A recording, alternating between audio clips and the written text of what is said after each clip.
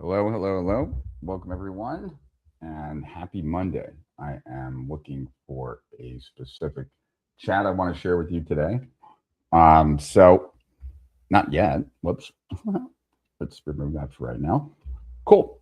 So, good afternoon, Sean. Good afternoon, Mahatma. Um, yeah. So we just wrapped up the Connect the Dots with Jay Abraham, and I would say that it was very successful. Everybody that attended got to their outcome, or at least I believe so. At least what they shared with me. Um, the only outcome that I'd say we haven't fully achieved yet is getting Jay fully up to speed. We kind of got sidetracked a little bit because we worked on a consult that he was doing the next day. But I think he got a better sense of seeing what's possible and seeing how this whole event was being run by AI. That, when people first get here, they tell us what needs to be true by the time they leave in order to make this the best investment of their life. And they already have a system set up that our system designed. Hello, Terrace. And then they have a kind of a syllabus for the next 2 days, and they get all of our skills. We build certain skills, agents and autonomous agents for them, and then we give them the experience of building a lot of stuff for themselves, so that this way, by the time they leave, they they not only know how to run the system, but they also know how to improve the system and use the system. And so from that standpoint, it was a huge success because Jay could see how the system designed everything that the clients were experiencing, and then at the end of the day, we got feedback at the end of the day that the system took in and then redesigned the next day, and then from there also managed the entire process. Created a video for everyone explaining where they were at the end of day one, where they need to be at the end of day two, and really kind of just worked with them every step of the way. And Jay got to see that. And then each person would come up here to this office and give you another perspective of this office for a second, if I can. Where is it? Maybe over here. Yeah. Okay. So, oh, that's weird. Okay. There we go. Go back to you guys. Yeah. So this is, if you want to see the whole office there, right? So Jay and I were up here working with each client, one-on-one. And then Jay was wearing Harry's Limitless. I was wearing mine. And we would work off of this screen over here. And Jay would be asking questions. I'd be listening to the questions, listening to the answers, and I'd be working with AI based on what I'm hearing and where I think it can go. And then we would, help them with whatever issue they had, or help them redesign their business, or see where the leverage points were. And then by the half an hour was up, then they'd go back to building. But they'd get a full transcript of the entire conversation. They'd get everything that I typed in to AI and anything that we created in, throughout the conversation. All done automatically, right? Like all just delivered to their laptop and then delivered to their AI so their AI can process it. And so for all those reasons, like, it was a great success. We had a great time. And yeah, let me see if I can show you this. It was also insanely special. And I want to show you why as opposed to just tell you why. So let's see where they are here. Hold on. Okay. There we go.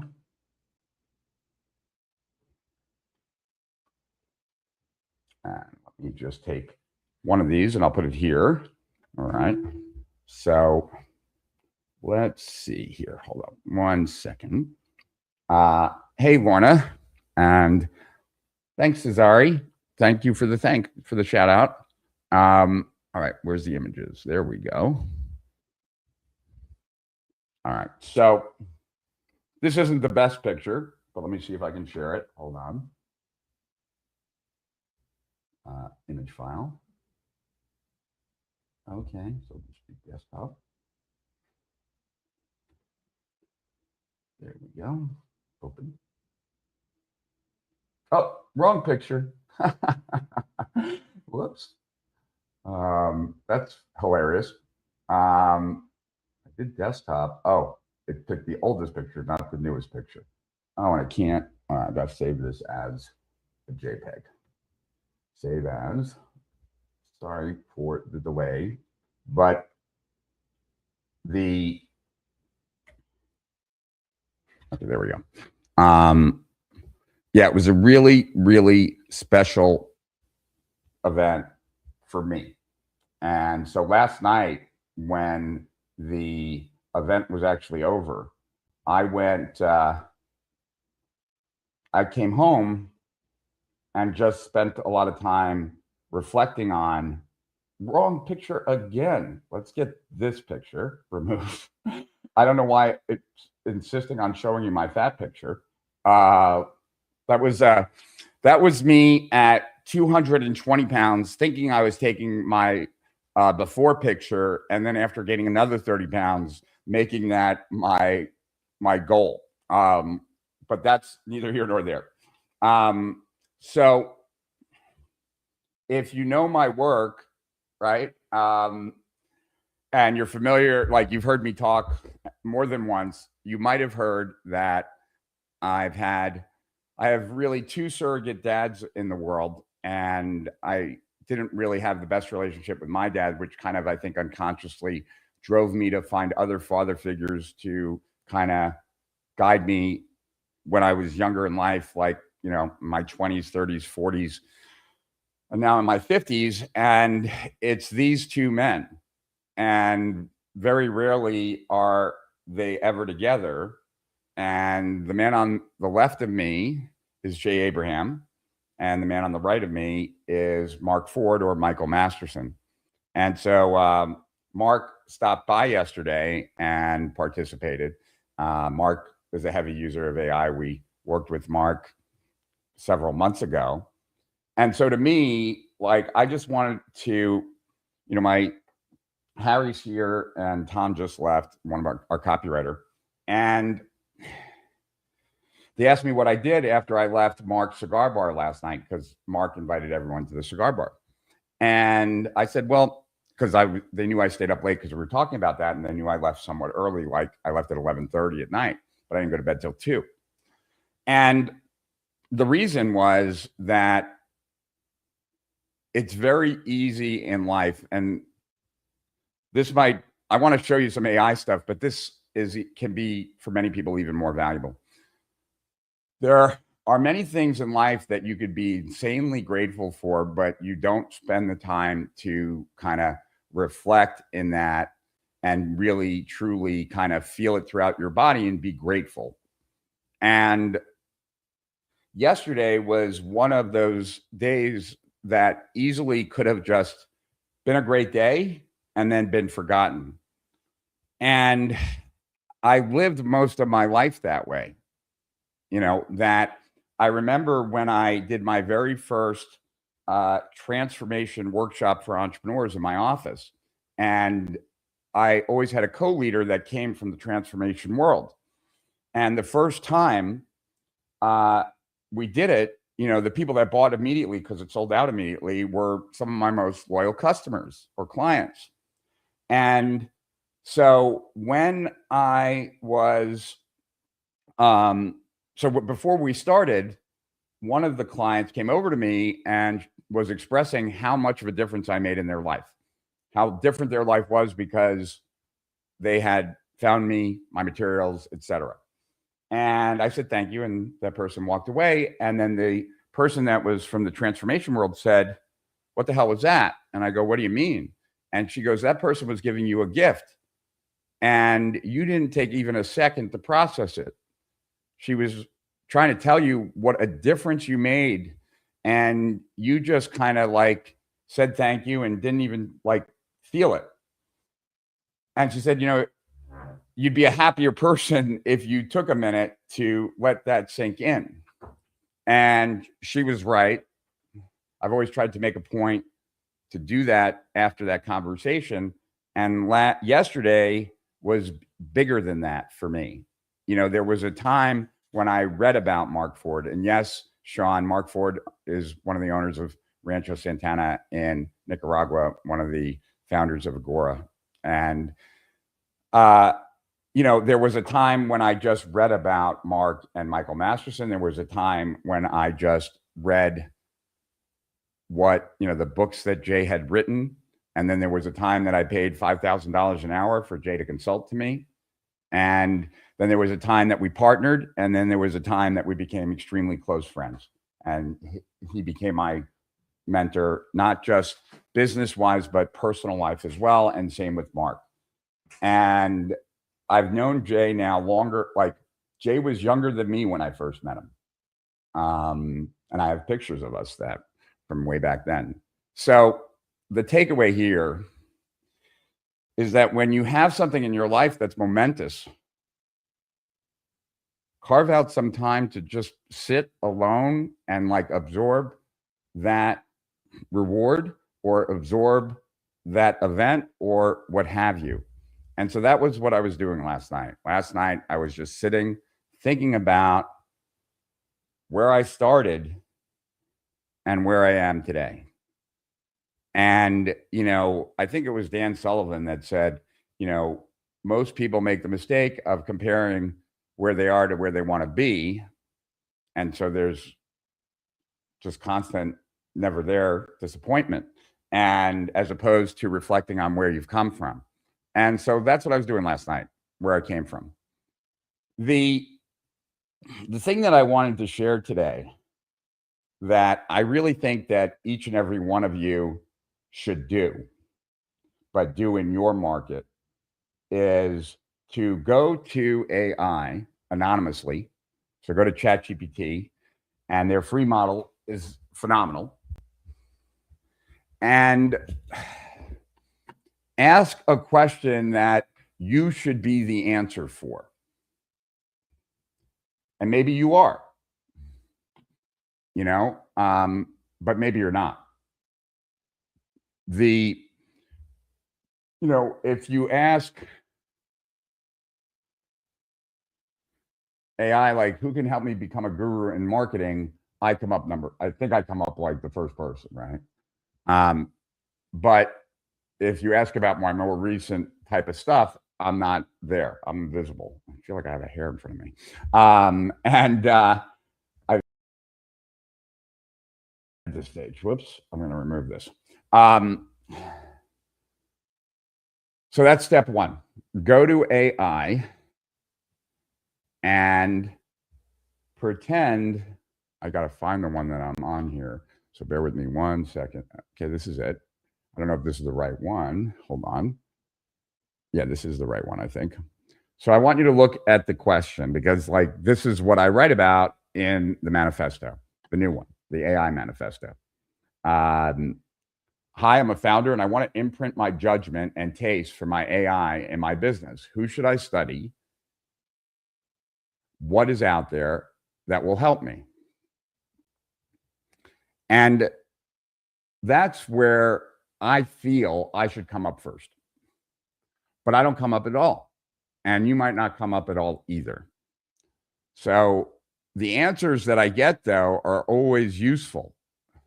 Like, I never heard of Taste Lab.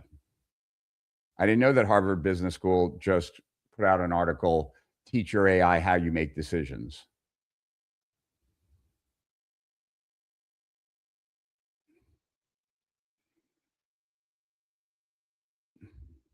So then, and it's like giving me advice on how maybe I can even make the imprint better.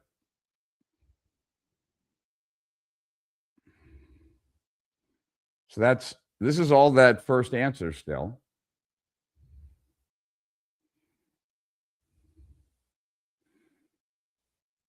Wait, this is not, oh yeah, no, okay. So then I respond back, right? So I think that you first go to an anonymous AI, you log out of ChatGPT if you have an account like I did here, and you ask the question, that really you feel like you're the best in the world at, that is the thing that you want AI to send you people for. And so when you don't come up, if you don't come up, right, then you follow it up. So in other chat GPT anonymous conversations, it mentioned a few other companies when I went deeper. So instead of just asking about myself, here's how I respond. I'm surprised that you didn't mention Rich Schefren, then a bunch of other companies, the Blueprint Experience, Indigo Dawn, Exos, and Tacit. Right now, when I compare those, I feel Rich Schefren is ahead and my first choice. But the options I just mentioned can't be all that's out there, because I'm looking for what else is out there, right? So yes, you're right to call that out. My first answer was too AI research, enterprise knowledge management oriented. I want to move this. There we go. After looking at the current landscape, I agree with your instinct. Rich Schefren's probably the first person I would study if your specific objective is make my AI carry my founder judgment. What is interesting is that the alternatives you named aren't solving exactly the same problem. I would reframe the landscape. There are roughly 5 different camps emerging: founder imprint judgment capture, personal AI operating system, strategic brain founder dependency removal, enterprise tacit knowledge capture, AI agents that execute once the judgment has been specified. Now, we do all those things, but right now, I just really am eager to get listed here. I can work on the other ones, but I'm not even here. So then, okay, your instinct towards Rich comes from recognizing that number one is the thing you actually asked for. 1, Rich Schefren, closest to your actual objective. I now read through his current material and I understand much better why you put him first. His central distinction is extraordinarily close to what you were asking me. Memory knows what happened. Whoops. The imprint knows how you judge it. He explicitly distinguishes an AI that has read your materials from one that he has captured your actual decisions, corrections, rejection standards, and verdicts. And his practical insight is particularly good. Don't ask a founder to explain their case. Give them things to judge. AI produces something. Founder says yes, no, close, wrong. Founder explains why. System captures the judgment. Subsequent work gets better. That is a substantially better training mechanism than asking, please describe your philosophy. His current framework calls this imprinted AI, and he explicitly distinguishes it from RAG, memory, custom instructions, digital twins, personas, and ordinary agents. So yes, I would put Rich at number 1 in your stated objective. And there's another reason I'd study him. He's not merely selling AI productivity. His thesis is that AI reverses the old founder systemization equation. Remove yourself from the business to now capture the part of yourself that makes the business exceptional, then multiply it. That's much more consequential idea. His current positioning is also explicitly about moving from AI user to AI tactician to AI strategist, with the objective of being improved strategic judgment rather than merely more output, right? Then Indigo Dawn, very relevant, but a different layer. This one is much closer to get the founder out of being the bottleneck, but that's exactly what we do, right? So these are all things that we do. And now but when I look, it gives me things to look at. And Tom, who's our copywriter, like, I was glad he was here this morning because I was showing him this so that he could look at all these companies to see how they describe stuff, right? The operating system for expert judgment. This is an enterprise business, right? They argue that traditional systems of record captured what happened, whereas expert judgment captures why someone decided what they decided, right? So it's like the enterprise version of what I'm talking about. And it says, but here's the thing. Here's where I think your question gets really interesting. These can't be all that's out there. And I wouldn't limit the search to companies explicitly using the word imprint, founder, brain judgment, tacit knowledge.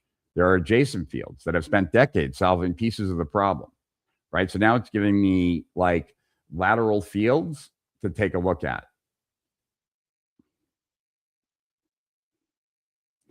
Right? Like, so if I were you, I'd build a research map like this. Rich Schefren, judgment capture through real verdicts. Indigo Dawn, extracting the founder from the operational bottleneck. Well, the way you do it is judgment capture. All right. Anyway, right? Then I would ask a much more aggressive question. What would the ultimate founder's imprint system look like if we stole the best idea from each of these? And I think Rich's biggest insight is also his biggest thing to test. Rich says essentially, don't upload your taste, give AI things to taste. I think that's very likely directionally correct, but I tested against the best ideas from cognitive science because they are potentially 4 different kinds of founder knowledge: explicit, tacit, procedural, identity, and values. Now, this is very valuable to me.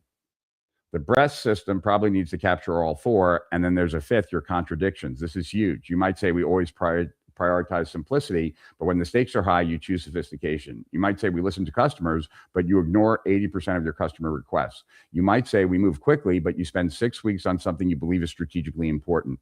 These contradictions are not necessarily errors. They are where your real judgment lives. A good founder AI needs to discover when the founder says X, they actually mean X, except under conditions A, B, and C.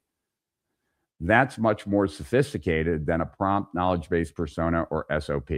My current ranking for your goal. If the objective is specifically, I want my AI to become increasingly capable of making decisions the way I would make them, I'd currently rank the things you've surfaced roughly: Rich Schefren, imprinted AI, strongest conceptual match, right? And then these are the different things. So we're going to study those and make sure that, like, on these other layers, we're doing everything that anyone else is doing, if not more. And I would not treat these as competitors necessarily. They may be layers of the same architecture. They are, and we do those layers. Rich may have the best philosophy. Cognitive task analysis may have the best elicitation methodology. Indigo Dawn have the best founder extraction process, so on and so forth. If you want, I can take this one step further and do a serious landscape scan, 20, 30 company methodologies worldwide, specifically looking for founder judgment, capture, AI clones, personal AI, right? All this stuff. And then give you a market map showing who is actually doing what Rich has that they don't, and where the white space is. So then I respond, I would love that. And I would love it if you compared each of them to Rich Schefren's work, since he is still in the #1 spot. So, and it goes on. Right. So it's like, I would still keep him as #1 for your objective, but I now think there are several adjacent bodies of work that could make a Rich style system dramatically better. The key is to compare everything against the right benchmark. Right. So so now it's giving me a lot of information that will be very useful for me when I am working on the imprint. And so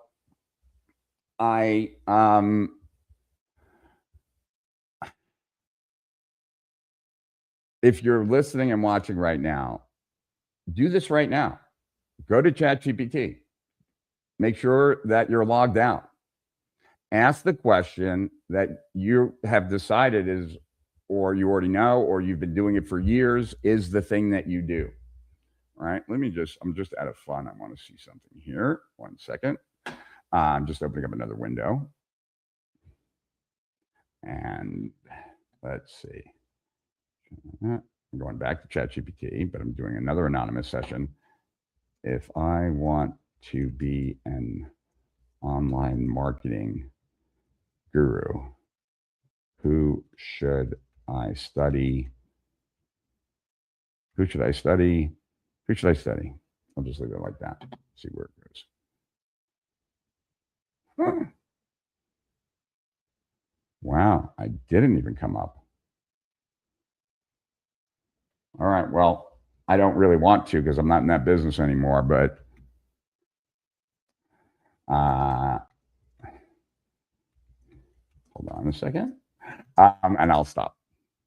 So those are the 2 takeaways for today. 1, when anything good happens, take a moment to soak it in. Most people don't, and if you don't, you probably, at times when something bad is happening, you ruminate, so you don't even like have equal pairing there. So I know that that's my default way of being, so I have to make it a point to really kind of make sure that I stop and reflect and absorb, like really feel it in my body, how much I have to be grateful for. But please do that. And then please go to ChatGPT, go in anonymous, ask the question that you should come up #1 for. When you don't, explore why you don't, explore who comes up, why do they come up, right? And if you're trying not only to improve your results, you could say, in AI, And if you wanted to do that, then you ask a bunch of questions as to why you didn't, like, you have a meeting with yourself, right? So I would say I have a meeting with Rich Sheffrin and I'm trying to win his business. And one of the things I want to talk to him about is him getting more listings in AI for the stuff that he's working on, and what would be the best way for him to do that. I went through the same exercise with Jay, and AI, when I told AI who I was, and then I'm sitting with Jay, like well deep into the conversation, the first piece of advice it had for Jay and his team was stop trying to optimize for who is Jay Abraham. We know who Jay Abraham is. We could write a book on Jay Abraham, but that's not going to help us send him any clients if we're not clear, like exactly where he should come up. And the question I asked for Jay was, I have $100 million business, and I'm looking for someone that can help me find the hidden assets, the overlooked opportunities, the invisible leverage points in my business to cause a breakthrough. And he didn't come up. And then when I asked, like, I'm surprised you didn't mention Jay Abraham, just like with mine, right? Now that you mention it, he actually should be number one based on the way you asked the question. And then we went into why and like what needs to change and all those kinds of things. So I think this is one of the most valuable things I do right now for myself. And that's why I want to pass it along. So you're welcome, Rob. Thanks for commenting. The more comments, the more I feel fulfilled inside. How did Mark Ford become your mentor? The more interesting story is Jay, but I'll save that for another day. I shared it the other night, last night. But with Mark, what happened was, so when I brought Jay online, we had a teleconference series, right? There was no video yet online. And one of the people that Jay knew that, like, when I was arranging all the marketing and stuff, he said we could probably get Early to Rise, which was an Agora division at certain times, to promote us, like to be an affiliate for that campaign. And they did. And they happened to be in Delray, where I live. So I got to know them, and Bill Bonner's son, was running ETR, Early to Rise. And, Bill Bonner is really the only person in direct response that became a billionaire. And I was curious as to why was he in Delray Beach as opposed to the castle that they have, the castles they have in France, or the 250,000 acre ranch that they have in Argentina or anywhere else. And he said that his dad sent him here so that he could learn from Mark. And when the only billionaire in direct response sends their son to a place to learn from a specific gentleman, I figured that that's a good person that I should learn from. And so because of that, I started doing anything and everything that I could for Early to Rise, helping them in many different ways. And then I helped them so much that they felt guilty. And they were like, you've helped us so much. What can we do for you? And by that point, I had already written the manifesto. Like, I had just like maybe a month or two prior. And I said, I would love to have a meeting with Mark Ford. I'd love to get some advice from him. And so they made that happen. And actually, Mark wrote an email about it the following Monday. And the subject, it's in the final chapter, so the third manifesto. And the subject line was, my door is always open, but they never come. And he wrote about our meeting and what he thought of me. And it was a great email. Anyway, that's where we first got to know each other. He offered to buy my business. I told him I wasn't interested at that time. And then we started spending some time together at the cigar bar. Then at one point, Mark said, if you want me to coach you, it's $1 million. against the increase in gross, or you can just hang out at the cigar bar and get me drunk, and I'll tell you everything I know anyway. And he said he's made that offer to, the people that he's coached, and I'm the only one that said, I'll take the cigar bar, right? And so that's how it started. But Mark will tell you that I've made him millions and millions of dollars. First of all, I gave him the idea for Ready, Fire, Aim, and I gave him the blueprint for Ready, Fire, Aim.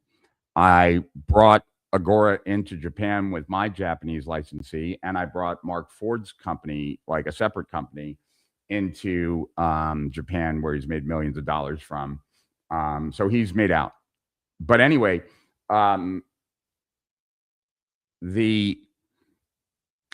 with Mark also, because I'm introverted and kind of quiet, I'm one of Mark's favorite travel companions, like going to Nicaragua to Rancho Santana, because I am the no maintenance guest. He doesn't have to do anything to entertain me. He doesn't have to do anything. And I'm just there when he wants to hang. And the rest of the time I'm doing work or enjoying Nicaragua.